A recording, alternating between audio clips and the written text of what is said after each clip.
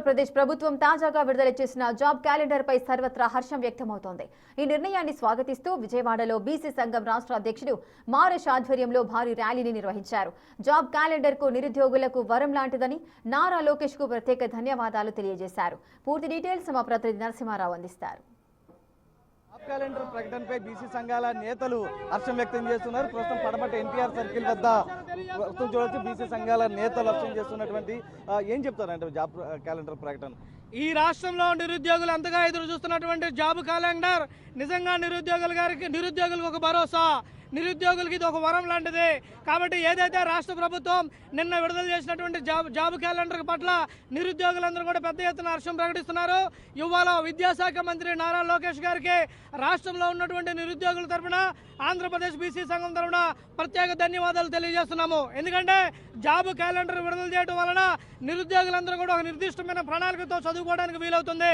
ఏ notification ఎప్పుడు వస్తుందని తెలియడం వల్ల నిరుద్యోగుల్లో అయోమయం లేకుండా ఒక క్లారిటీతో ప్లానింగ్ ప్రకారం చదువుకోవడానికి వీలవుతుంది. కాబట్టి జాబ్ క్యాలెండర్ పూర్తి స్థాయిలో ఉపయోగపడుతుంది అనడంలో ఎటువంటి సందేహం లేదు. అదేవిధంగా ఈ సందర్భంగా నారా లోకేష్ గారిని కోరుతున్నాము, ప్రతి జిల్లాలో కూడా కాంపిటేటివ్ విద్యార్థుల కోసం ప్రీ కోచింగ్ సెంటర్లో ఏర్పాటు చేయాలి. ఎందుకంటే మా ఎస్సీ ఎస్టీ బీసీ మైనార్టీ వర్గాల్లో నిరుపేదలు ఇవాళ కాంపిటేటివ్ ఎగ్జామ్ లక్షల్లో ఫీజులు కట్టి కోచింగ్ తీసుకునే పరిస్థితి లేదు. కాబట్టి ప్రతి జిల్లా కేంద్రాల్లో కూడా కోచింగ్ సెంటర్ ఏర్పాటు చేయాలని చెప్పేసి నారా లోకేష్ గారిని కోరుతున్నాము. అదేవిధంగా ఇవాళ ఏపీపీఎస్సీ మీద ఒక నమ్మకం నిరుద్యోగులకు ఉంది.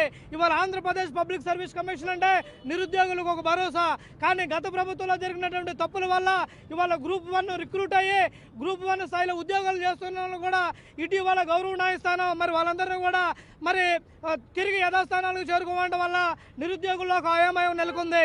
అంటే ఇవాళ ఏపీపీఎస్సీ మీద ఒక నమ్మకం అనేది నిరుద్యోగులు పోతే మాత్రం అది భవిష్యత్తులో వ్యవస్థల మీద నమ్మకం ప్రమాదం ఉంది. కాబట్టి నారా లోకేష్ గారిని మేము ఈ సందర్భంగా కోరుతున్నాము, ఆంధ్రప్రదేశ్ పబ్లిక్ సర్వీస్ కమిషన్ పూర్తి స్థాయిలో ప్రక్షాళన చేయండి. రాబోయే రోజుల్లో మీరు ఏదైతే విడుదల చేసినటువంటి జాబ్ క్యాలెండర్లో 90% పైగా ప్రతి ఎగ్జామ్ కూడా ఏపీపీఎస్సీ ద్వారానే జరుగుతుంది. కాబట్టి అత్యంత పారదర్శకంగా పకడ్బందీగా పరీక్షలు నిర్వహించి నిరుద్యోగుల పక్షాన్ని నిలవాలని చెప్పేసి తెలియజేస్తూ మరొకసారి ఈ రాష్ట్రంలో ఉన్నటువంటి నిరుద్యోగుల పక్షాన నారా లోకేష్ గారికి అభినందనలు తెలియజేస్తున్నాము.